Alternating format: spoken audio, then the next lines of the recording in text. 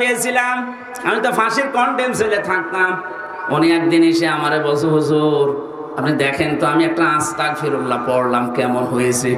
আমি মনে করছি আস্তাগফিরুল্লাহ হা রব্বি মিন কুল্লি বলবে, ও আল্লাহ না, বলছে আমি বাইরে ছিলাম। এই যে ভোট গেল 24-এ, না এর আগে 18 এই ভোটে আমি বাইরে ছিলাম।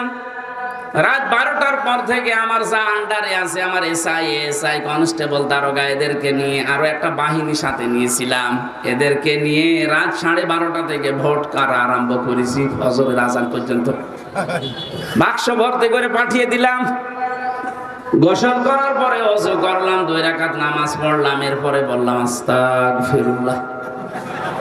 হুজুর আমার এই তাওবা হয়েছে না। আপনি তো আল্লাহর কাছে অপরাধ করেন না যে আস্তাগফিরুল্লাহ পড়বেন, আপনি অপরাধ করেছেন হামসার কাছে।